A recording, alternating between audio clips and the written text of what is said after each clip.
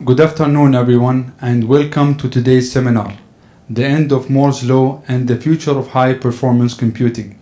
We have the privilege of being joined by Dr. Horst Simon, an esteemed expert in the field of high-performance computing and numerical algorithms, with over 4 decades of experience. Dr. Simon's contribution to the domain have been remarkable, particularly in areas such as sparse matrix algorithm, large-scale eigenvalues problems, and domain decomposition algorithm. With that, please welcome Dr. Horst Simon.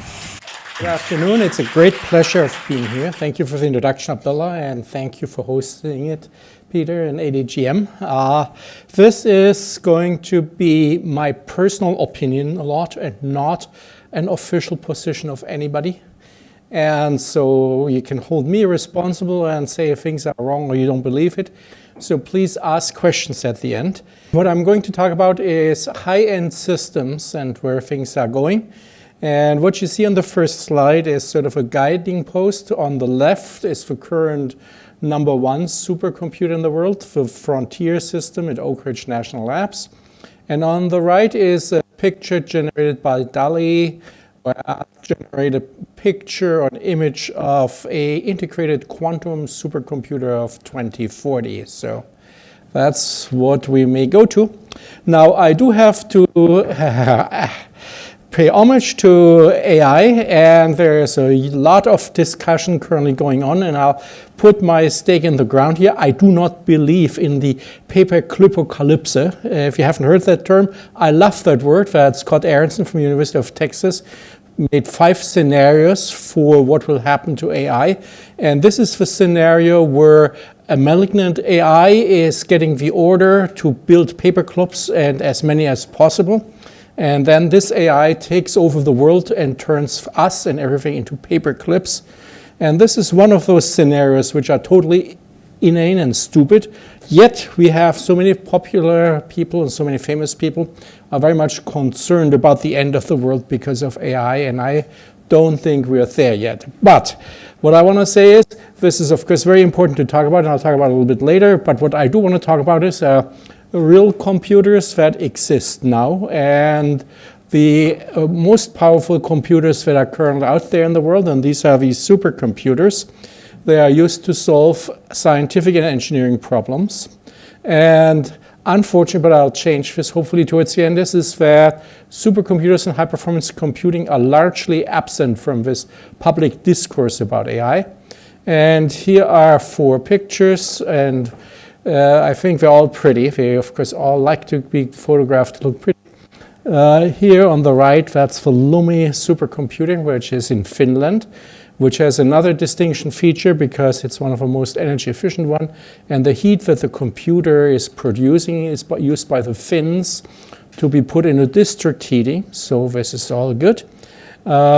This one here is the Japanese Fugaku system, which is using ARM technology, which Fujitsu actually adapted, which is in itself very interesting. On the bottom on the left is the Chinese Tianhe system. And I introduced already the Frontier system. So these are real systems that are built and exist out there in the world and doing interesting work. And what I want to do today is talk about these 3 things: current trends in supercomputing, Moore's Law, and semiconductors a little bit, and then talk about HPC and AI, and then I will finish with my thoughts on where this is all going. So basically, exascale has been with us for a couple of years. It's based on a 10-year upper ramp that was done internationally. Many countries have been engaged in exascale computing. US, Japan, and then the EU, and of course China all have invested significantly. And so just to a little checkpoint, what is an exaflop? A flop is one addition or multiplication of 64-bit floating point numbers. An exaflop is a billion, 10 to the 18 floating point operations per second.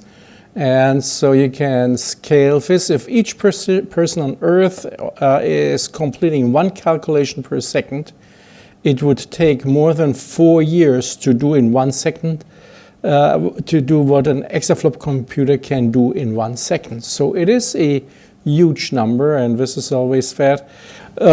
So now the exascale market is in itself about 10 billion value. This is what Hyperion Research says. So this is not a big market if you measure it at some other pieces of a computing market, but it is a significant piece of a market. And here you see that there's a worldwide competition for being in that space. And in particular, China, I'll talk about this later, has aggressively been investing in this. Now, what is happening on these exascale computers is mostly science and engineering applications. Here's a list of what are the big applications that have been sped up to be run on these systems. And so there are the things that you would expect in astrophysics, like the explosion of supernovae, or quantum chemistry, but also other things, new applications like modeling cities in urban science. So these are the standard applications that are associated with scientific computing. Now I want to talk a little bit about the top 500 list, which is a list that I've been working on. You see a picture on the bottom from early on, involved with for a long time. This was an idea that a colleague and good friend Hans Moyer, who passed away unfortunately, had created in the early 90s. It lists the 500 most powerful supercomputers in the world based on one yardstick, and this is Jack Dongar's contribution. It measures the performance of solving large, dense linear systems. The list is published twice a year, and you can find all the data on the list and the top 500 website. These are the current top 10 supercomputers based on that list. As I said, the number 1 system here is the first one that has more than an exaflop on this benchmark sustained. All the others are at the half exaflop down to tens of petaflops. Again, you can see the international competition here, systems in the USA, Japan, Europe, and China. Now, there's a lot of debate in the HPC community about the top 500, and a lot of people, and I put this here on a slide so you can hold your argument, and maybe I take away some questions, because solving dense linear systems is not the most typical application for high-performance computing for the engineering applications. But what's more important is for hyperscalers, so the companies such as Google and Microsoft and Amazon and others are not submitting their systems to the list anymore because they are concerned about the competitive advantage by giving away how many flops they actually have installed. And a friend of mine at Microsoft said that they install every quarter the equivalent of one of the top 10 systems alone. So in that sense, the list does not capture the systems that are in the cloud. Now, the more interesting thing is China has not been submitting any systems for the last 2 or 3 years. And that is maybe a political decision, because I think China did not want to appear to be overly aggressive and didn't want to get a target painted on themselves. Because if you know that the US export restrictions were hitting China in particular with semiconductors and with some of the technology that's involved in supercomputers. The list also does not have the AI systems and does not have any quantum computers. So there are some shortcomings, but, and this is the point I want to make here, is that the important strength is that it's a consistent benchmark which goes back to the early 1990s, exactly 30 years, to 92. And there is, in a rapidly changing field such as high-performance computing, not a yardstick that has been consistently applied for more than 30 years. So what you see here is 3 curves.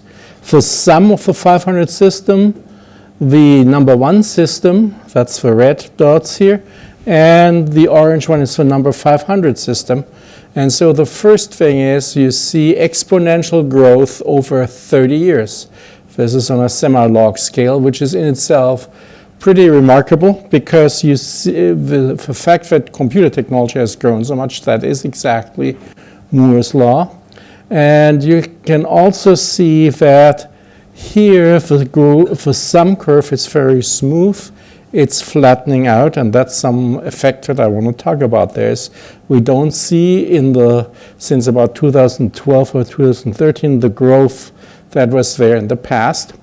Now you can do extrapolations and draw these lines out in the future, and I think that's really a bad thing, because if you have an exponential growth and extrapolate exponential growth into the future, you make a small error, you get orders of magnitude deviation. And so here is the extrapolation of the technology into the future to 2030. And you see that based on this extrapolation, we may not get more than between 10 and 100 exaflops in the 2030 timeframe. Now, the other interesting thing is with this top 500 is you can track technology trend, and there are many trends there, but I have another presentation with about 60 slides, only pie charts and development over here. I just want to show one because that's important here, is how accelerators have been introduced in supercomputing. And that's interesting in itself because in 2007, 2008, that was the first time accelerators were introduced, and then the GPUs took over, and you see that over the last decade, NVIDIA in particular, but many others, AMD more recently, have introduced technology that has contributed significantly to the top 500. And this is consistent with the overall growth of GPU acceleration, not just in the high end, but in the field. And so the interesting effect that the top 500 has is that you can look at these things. Another element is that you can look at where those supercomputers are in terms of internationally. This is currently the picture. US and China are the biggest users of supercomputers, and then other industrialized countries have large shares: Germany, Japan, France, UK, Canada, and so this is as is to be expected. I'll comment this a little bit later. But here is the historical plot, and you see that China at around 2000, and this was actually declared, said that supercomputing is one of the critical technologies that they will invest. They invested, and they took over the list at some point and had more than half of the systems in the list. So it's good to have this in historical perspective, and that's another useful application of the top 500 list. Now here is one other application that I've put together. Now this is looking at supercomputers and GDP, and this is a homework question for you to debate.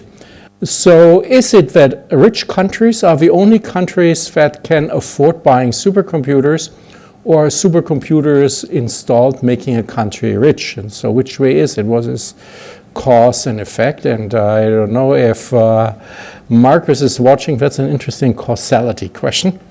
But what this chart shows here is that if you look at the G20 countries, is that about 1 trillion GDP generates about 4 supercomputers per country. And there are some countries that are way above this 4 supercomputers per trillion line.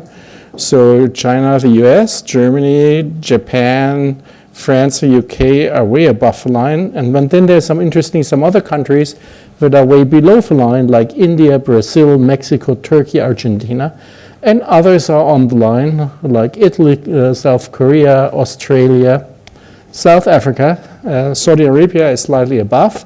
And UAE is not a G20 country, but UAE GDP, according to the IMF, is 500 billion, and there are exactly 2 supercomputers in the UAE on the list. So UAE is exactly on the line, but I should point out that Saudi Arabia is quite a bit higher up on the list, and so that's an important data point. Just want to make this So you can do this type of analysis, and all the data are available on the web, and so you can do your own analysis, can use other measures than GDP, and I would encourage you to play around with it. It's always fun to come up with some statistics. And so at one point, Liechtenstein was the most supercomputing heavy country on Earth, because they have a technology company called Hilti that makes those drills and heavy machinery, and they bought a supercomputer. So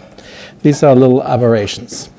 Anyway, so now going back to this performance development, I want to use this for some other analysis. As I said, the number one list is the blue line is for sum, the red line is the number one system, the orange line is for number 500, and you see that the number one list item on the list in 92 was 60 gigaflops. That's less than most laptops have today. So basically, this is how much computer power has grown. But the interesting is, and you can see this with the eyesight, is that there have been bends in the curve. There was a bend where the growth rate flattened out in 2008 on the 500 system. And then the total list flattened up in 2013. And then the 500 system flattened out again in 2017. And there's some explanations for these curves, but I wanted to focus on the one that's the title here. This is the Moore's Law, and show how the top 500 list reflected Moore's laws, the end of Moore's law. So Moore's law show another slide, was Moore in the late 60s formulated and said that you can put more and more transistors on a chip, and he said it will take only 18 months until you double the number of transistors on a chip, and this translated into performance doubling every 18 months. And so if you draw this Moore's law, so this is again a little arithmetic, if you double every 18 months, how much factor increase is this per year? Do some logarithms in your head, and it's what is here, 1.6 a year. That's Moore's law. And if you look at the top 500, top 500 has grown significantly above Moore's law until about 2012, 2013, and then the average growth dropped beyond Moore's law. So one trick question for you is, why was the growth in this higher than Moore's law? Why did the systems have more performance than just the performance growth predicted on the processors? No, it was something else. Accelerator. That's coming close to it. It's parallelism. So these were bigger and bigger systems, and they were made more and more parallel, and so that includes accelerators. Basically, we see that the list shows for a couple of years already a slowdown in growth, and this is related to a slowdown in Moore's law, that processors are not getting as fast as quickly as they used to be in the past. So it's important to keep in mind that Moore's law is an economic law, and Gordon Moore, as I said they get better every 18 months, every 1.5 years, a factor of 2 more transistors, translating to more energy efficiency, more functionality, more performance. And that was going on until 2016 or so. And so now we get into the maybe post-2025 question, where the question is, how do we continue the scaling? And of course, some of the continuous scaling is using new forms of materials, different electronics, and different architecture. And this is what I like to talk about. So this is Gordon Moore who said this, and this is, of course, why is it ending? One of the simple reasons ending is because it's scaling down for devices, and this is the device scale as we go down. And once you get to a sort of less than 10 nanometer scale, we're at the 5 nanometer scale, then the number of atoms that you can put into a cubic nanometer getting small, and you cannot scale forever because then you have no more atoms in your processors because your process getting smaller than the atomic scale. That's a very simple question. But there is also an economic at stake, and this is often called Moore's second law, and this is that the facilities that build the fab lines that build these microprocess semiconductors get double in cost. And in the 70s, a semiconductor fab costed of the order of tens of millions of dollars, and now they cost $10 billion. So there was another performance doubling, a cost doubling. Now, this is all exponentials, and so this is the chart for you to get your imagination around what Moore's law really means. So I don't know, many of you may not remember the technology on the left, but if you were a well-equipped gadget freak in the early 90s, you had to have a digital camera, you had a little handheld notepad, you maybe had some electronic watch, you had some pager, you had one of those old-style phones and a camera, a Sony Walkman, and a laptop. And so what Moore's law really meant is that all these things are now in one device that everybody's carrying around. And not only that, but that one device is much more affordable and is much more practical than lugging around 10 items. So this is, if Moore's law had ended 30 years ago, we would still have this heavy-duty equipment to carry around. So in a sense now you can let your imagination roam and think about if Moore's law were to continue for another 30 years, what things could you dream about? And of course, what I'm making for point is Moore's law will not continue really like this for another 30 years because we hit the end. Semiconductors are not going to get faster, but other things will happen. So the point is here is that microelectronics is everywhere, and so chips are everywhere. There are now billions of connected devices, and each of that device has a semiconductor in it. And semiconductors are the essential ingredient to a well-functioning digital economy, not just in the cell phones, but if you go through your home and look at your refrigerator and microwave, your watches, lamps, LEDs, whatever you have, everything is driven. Your car is a computer basically, and if you have a self-driving car, it's clear that it's a computer with some fancy software. So microelectronics is everywhere, and consequently, it's important to keep in mind that microelectronics also takes up lots of power. And so the future of semiconductors is not just getting more performance, but getting more energy efficient semiconductors. And so if one takes where all the big data centers are going and the megawatts they're consuming, then they're up here in this global consumption. But we want to be here, so the future needs to be much more energy efficient electronics. So the pathway to that is with semiconductors, and that's why chips are now the new, I hesitate for new oil because I heard today that something else is the new oil. Data is the new oil, not chips. But chips have become a global contested commodity. And the fact that you see these significant investments in semiconductor technology in various countries is an important element. So this is, let me just skip over this slide and let's say it this way. So this is a famous slide. No presentation can go without this slide. And this slide is showing that it's not just the actual performance, but also architecturally. What is in semiconductors has been slowing down. And so you see measures such as clock frequency, the number of transistors is all flattening out. And so the question is, now that we reached in the supercomputing world exascale, what happens next?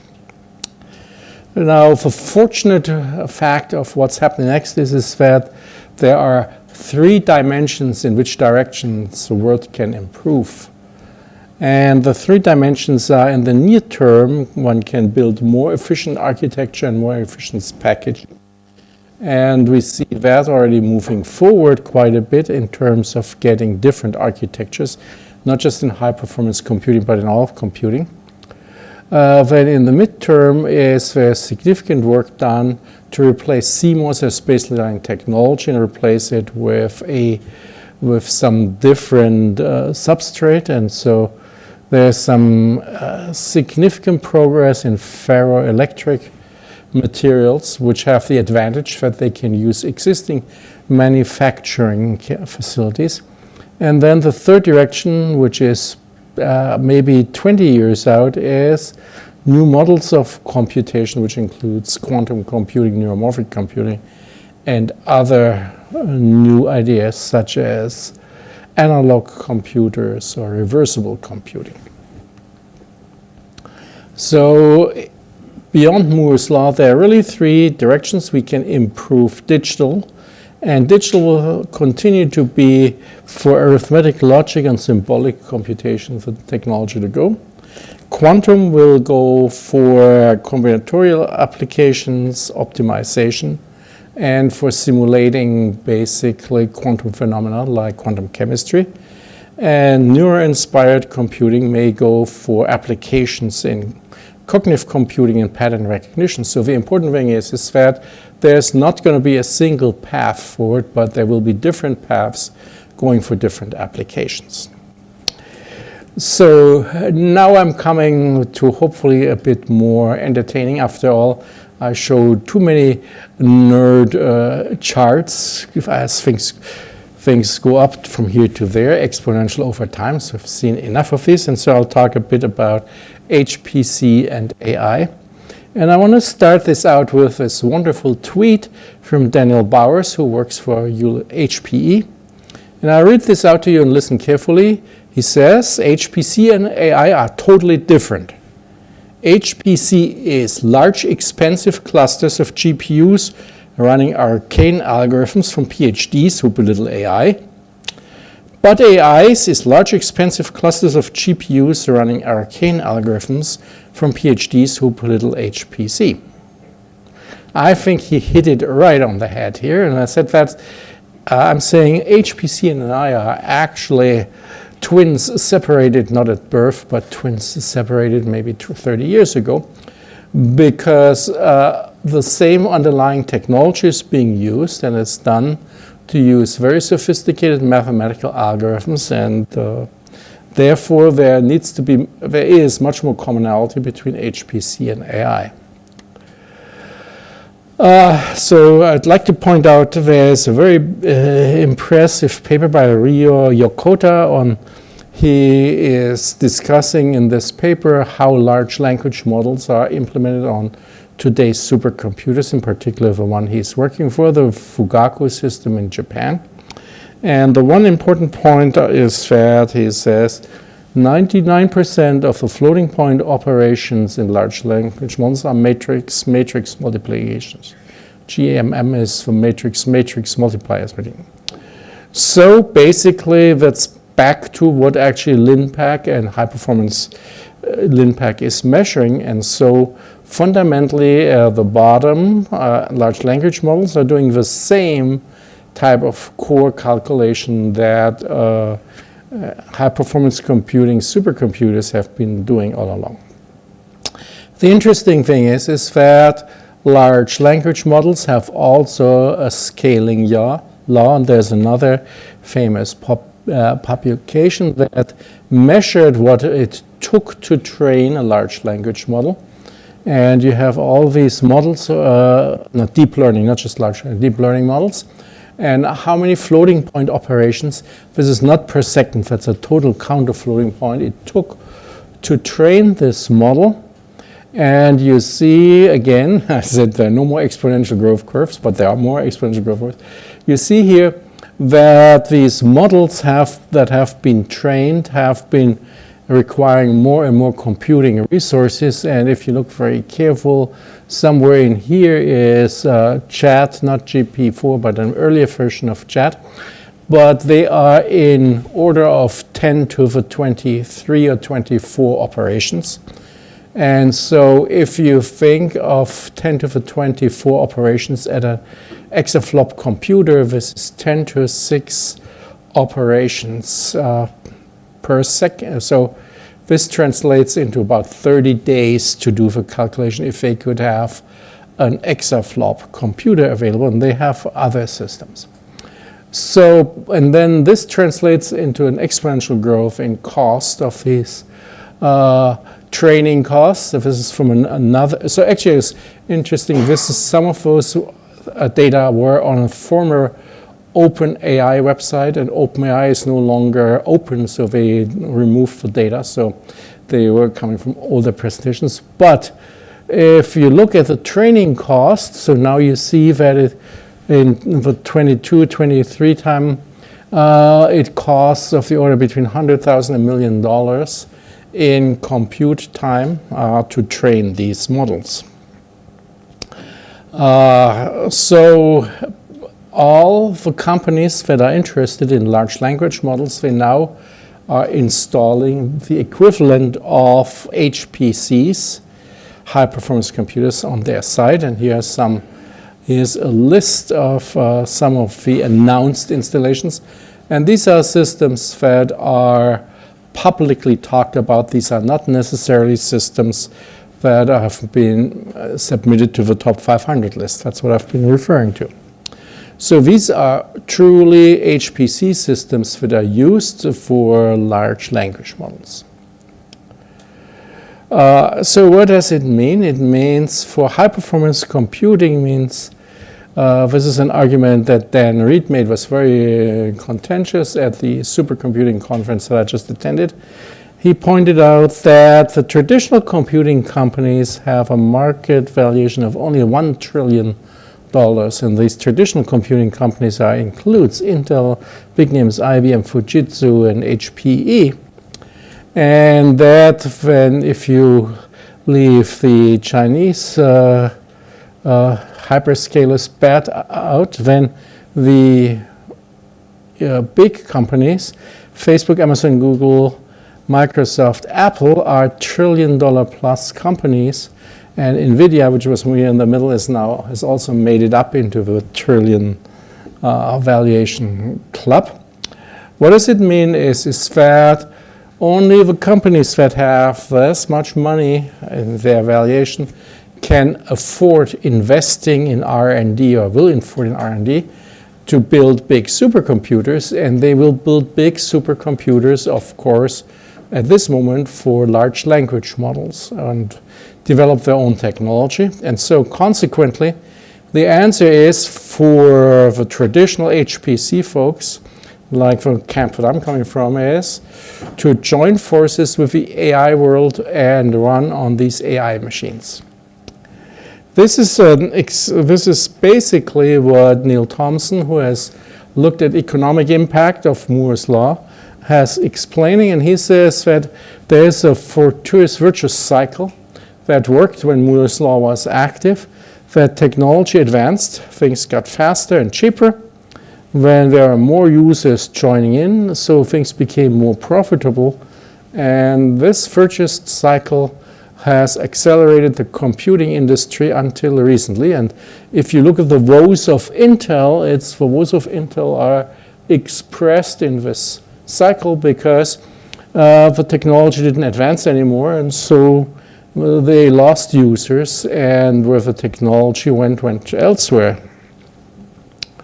And this is what we've seen now with Moore's law slowing down. The advances have been slowing. Fewer new users, financing is harder. So the cycle is not reinforcing, it's reinforcing in a negative way. So this is what has happened in HPC. And I have to admit this is a little bit dated, and I'll say why this dated is that. So deep learning came along, and deep learning cut with GPUs into the universal computing. When Bitcoin mining came along, Bitcoin mining took another bite for a couple of years out of this, and this was for days when you couldn't buy GPUs because they were all gobbled up by Bitcoin miners. But whether you put in here Bitcoin miners or anything else is now that the computing landscape is fragmenting. So we have different applications driving the world forward, and the deep learning world has in a sense standardized on NVIDIA. This is why NVIDIA has become a $1 trillion company, because they've captured this piece of the market, but it's a fragmenting market. Now, the fact that this is happening has not gone unnoticed by many VCs and by many startups. So there have been at one time more than 35 different startups working in that space and provided technology in this fragmenting market that accelerates speech or self-driving cars. And in the US VCs had invested more than $4 billion in startups. Some notable ones are listed here. Some are Nova, Grok, Cerebras. I believe Cerebras has Mubadala funding involved, and so UAE has also a stake in this market. And so these are special purpose architectures that have been created for taking advantage of the splintering market. Now, the splintering market is actually much more complex, and this is actually from GitHub. This is anybody who is currently doing something, computing is doing their own thing. And so you can look at this, and a lot of companies, big companies, small companies, they all plan to do their own technology, which is quite amazing that there's so much variety. Now I want to pause here, and I'm looking it up. How much time do I have? I'm done? Okay, now I'm coming to an entertainment part, so I hope I can keep you longer.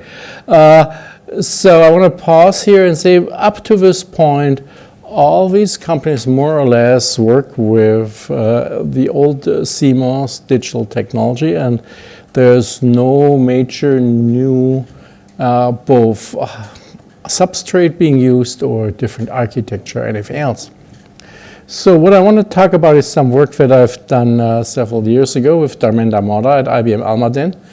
And I'll get in 3 slides to what the point of this work is that Dharmendra's group modeled the brain as a large, sparse system of ordinary differential equations that were modeling for spiking neurons in the brain.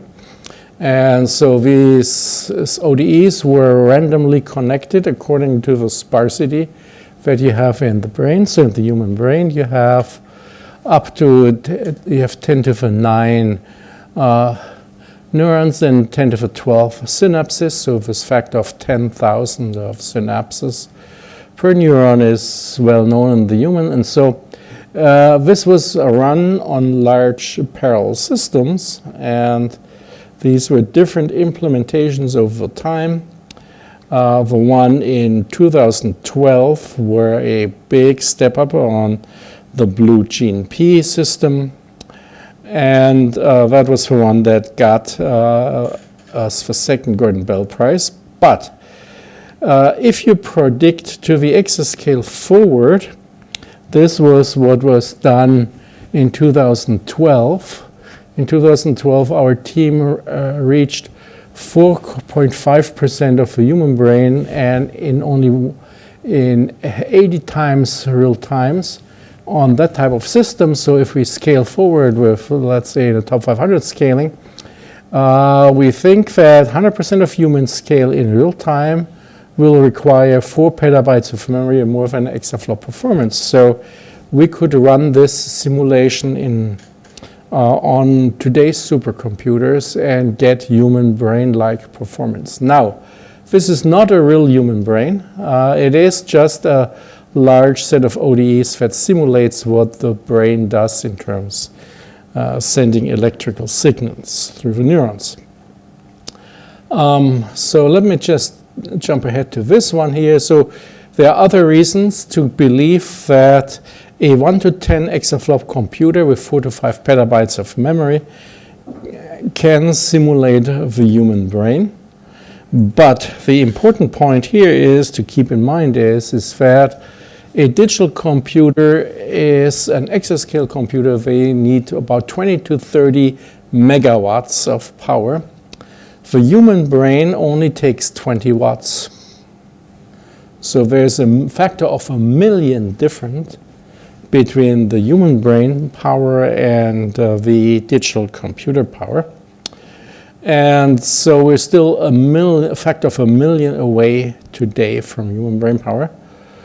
And in a sense, to keep this in mind, in perspective, this is quite remarkable because the technology that we're using is just a faster implementation with these two gentlemen, von Neumann and Oppenheimer, developed in the late 40s. And this is remarkable because the von Neumann architecture with the focus of floating point performance was done for large-scale computational physics. So I sort of say this from the mushroom cloud to the cloud of today, even still the same technology.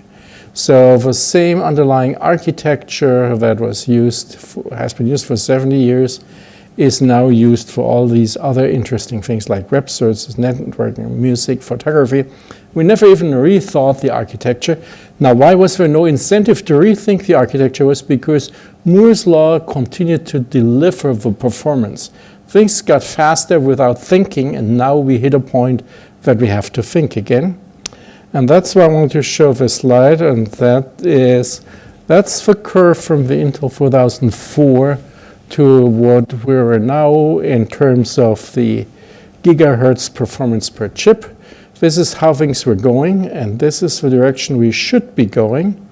That is the brain, and it only has sort of in the hertz time scale, and it's only taking a power density, as I said, of watts per per square centimeter.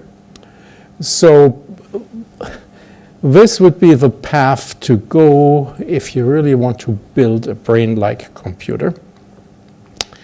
And now I come to my favorite slides, which is a quick set of slides. 541 million years ago, there was the Cambrian explosion. These kind of crazy animals used to live in the ocean, and all the animals that we know today have their ancestors in this set of, I forgot what this creature is called, but it has two mouths which are rotating discs, which are like a garbage disposal.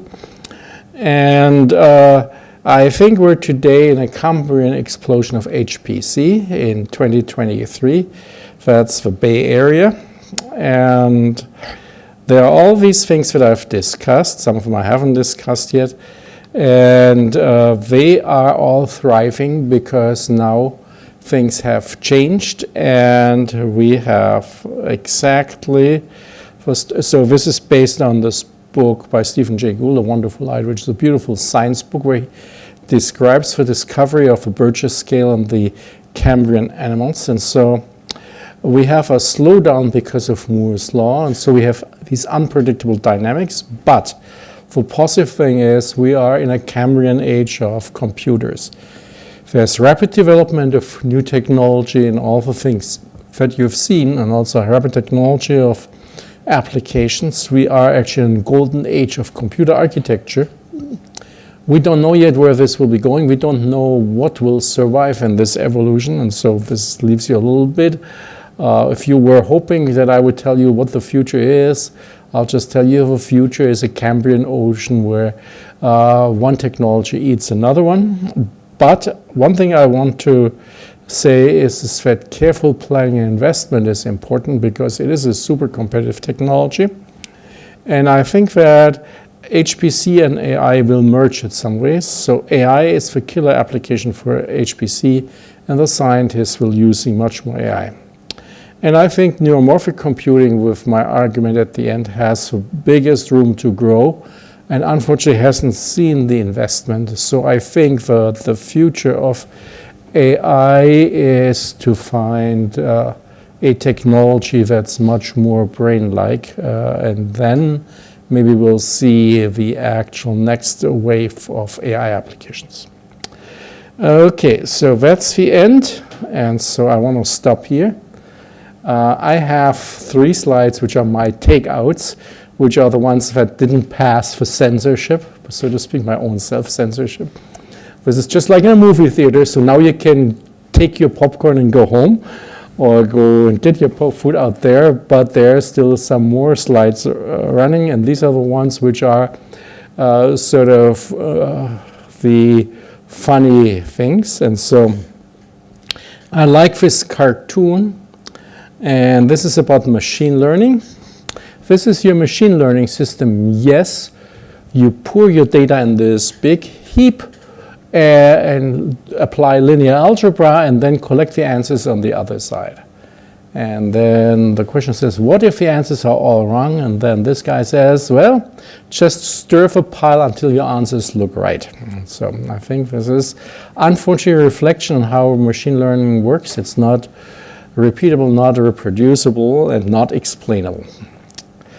This is my personal pet peeve is, I hate these thinking robots. I absolutely hate them. And the reason why I hate them is because if you ask a general public what they think when they hear ChatGPT, actually half of the population will think ChatGPT looks like this.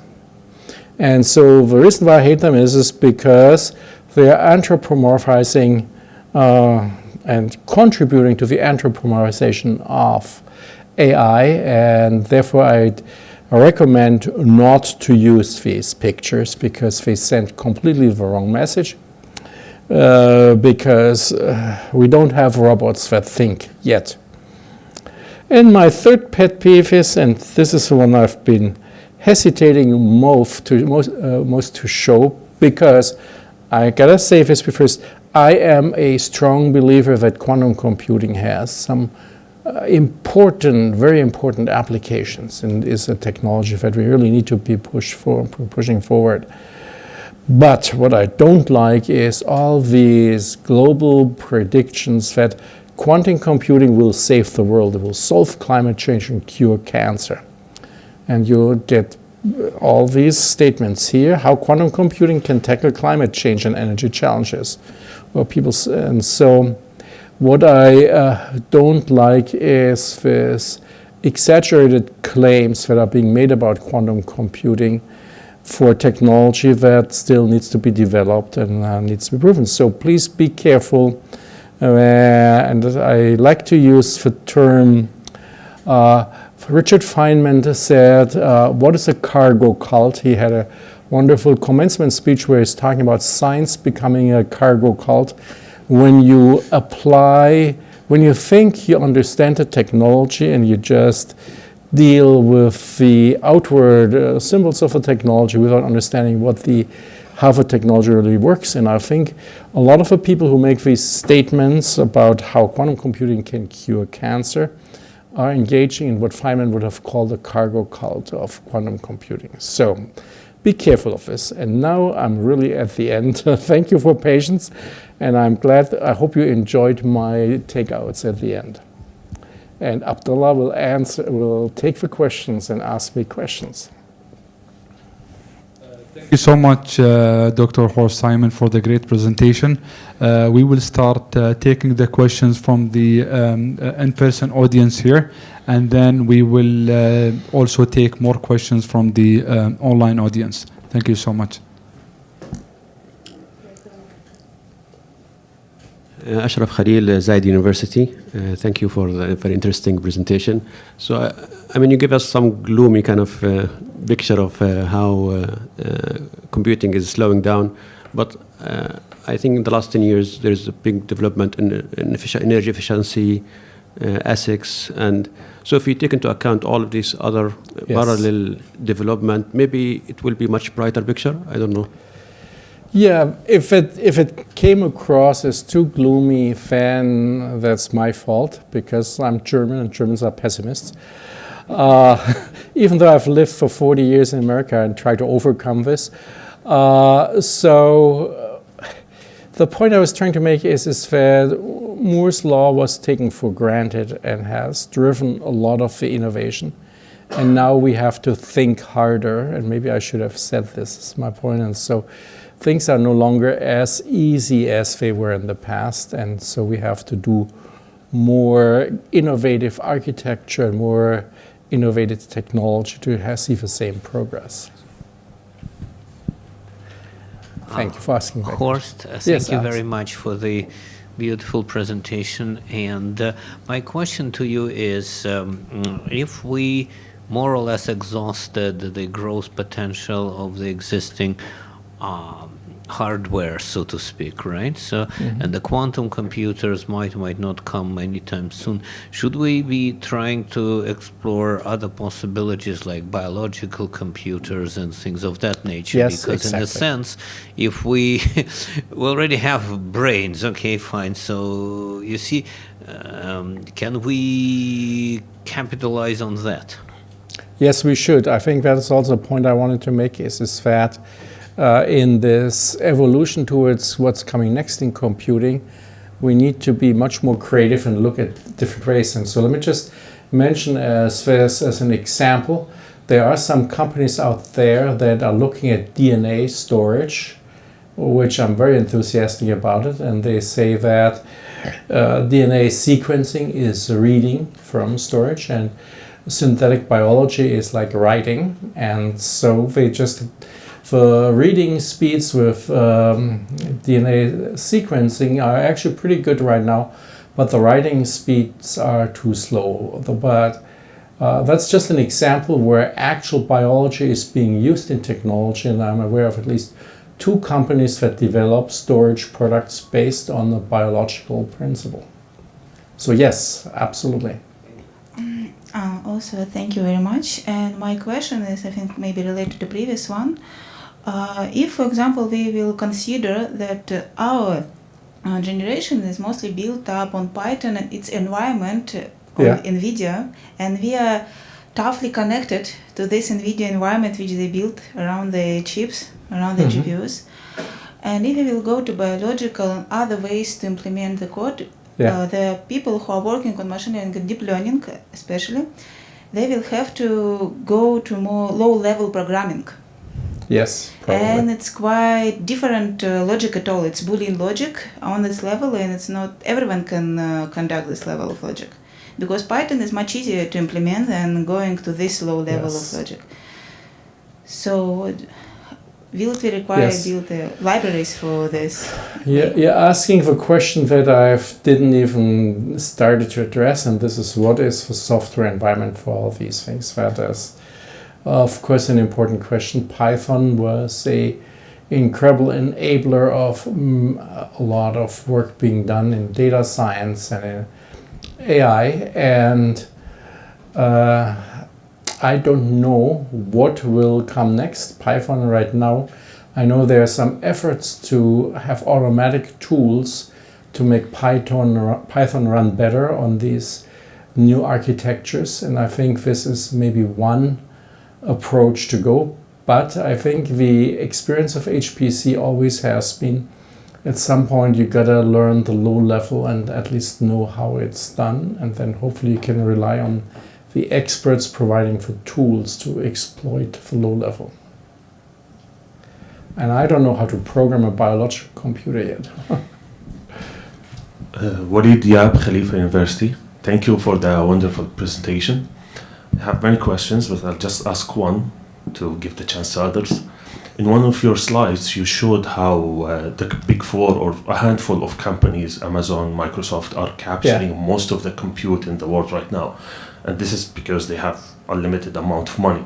So it seems, Yeah, and they are driving the cost of these systems up because they throw money at the problem instead of investing on more efficient software, as was already mentioned.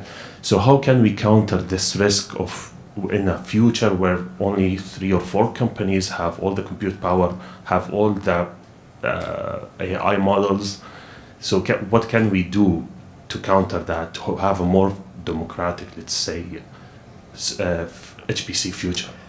Well, see, I can only argue with a maybe bad historical analogy. When I grew up, it was IBM and the Seven Dwarfs. And IBM seemed to be so powerful that nobody could have ever envisioned IBM to be sort of one of the also-rans now. And how did that happen? Because new technology came along and others were faster to explore and use the new technology. So this is basically implicitly in my presentation in there. That's why some of those new technologies are very important to be invested in, and startups then that the old companies are old companies, they all age. And so I think that the average age of these internet companies is going up naturally, and so they will no longer be as nimble and as fast. That's one way of saying it. The other one is to say, well, why did they get so big? And this is maybe another data point to say is, a lot of them got big because they got all our data for free and we are commercializing all our data. And so if you want to do something, then you have to protect your own data better and not give them to Facebook for free. To say this bluntly.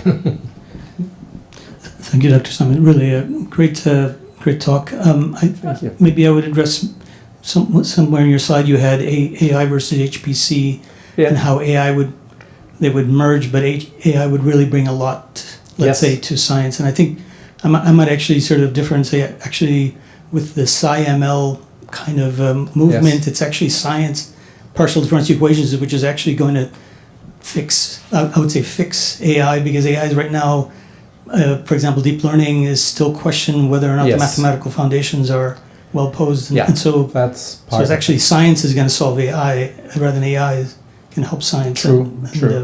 I was very much thinking just from a computational point of view that a lot of the AI technology, for example, digital twins, will be very useful for scientific applications. And I think another application where I seen AI making a rapid inroads is in terms of driving automated labs. And so there's this notion of self-driving labs, which are the equivalent of self-driving cars. And I think they have actually made more progress, I think, than self-driving cars. And so that may increase the productivity of lab scientists. So that's another way of thinking about how these things will come together. Horst, thank you for the presentation. And you said at a certain point there is no much investment into neuromorphic computing. And I'm wondering, of course, with respect to, I don't know, investment that NVIDIA does, which is very far from there. It's completely different scale. But why, in your opinion? To me, there is a sort of monopoly of this kind of technology. Yes. And it's completely different direction, the one of neuromorphic computing. But maybe you know better and want to comment on that. Yeah, so maybe the slide that I showed with the investment, these were companies that are direct competitors of NVIDIA in terms of the AI market. They are not neuromorphic companies.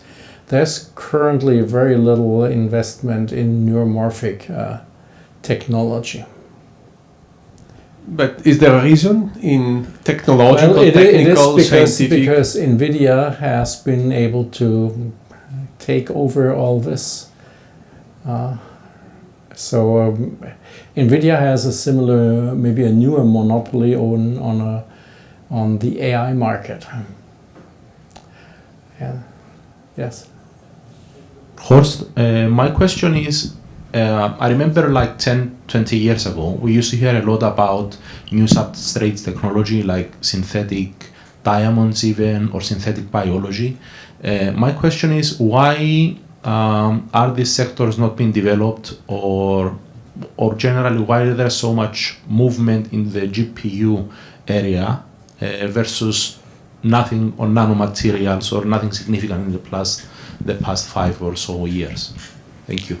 Yeah, so if you ask about material science development, there is movement, and there are some companies out there that have new ideas. So as I mentioned, I'm aware of one company like this ferroelectric company that has significant investment from big companies, including also from Intel. And so it's just that they have not yet, I'm not sure what it is, they have not yet gotten to the point where this technology really made it in the market in a big way. And so if you look at NVIDIA if you take that as an example of a last recent success, NVIDIA was for many years in this gamer niche and has grown with gaming, and then only I think then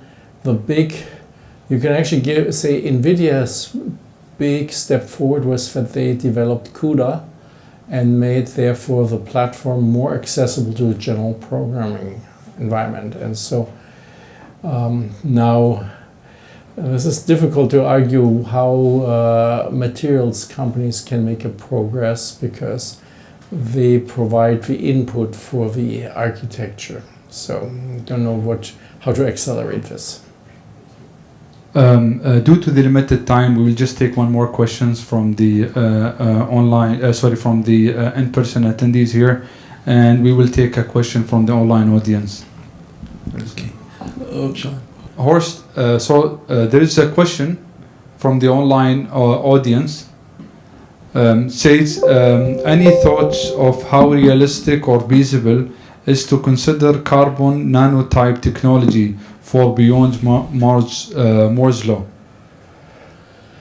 Yeah, that's a good question, and I remember that actually HP, before they became HPE and got into their current form, HP Labs used to have a very strong program with that technology and claimed they would be close to having a product in that space, and I don't know what happened. And so I think it was definitely a promising technology in the late teens, and I don't know why it didn't make more progress. All right, thank you so much, Dr. Horst, for the great presentation, and I would like to thank all of the in-person attendees here. And also, last but not least, I would like to thank ADJM Academy for hosting Idea Lab seminars. Thank you so much.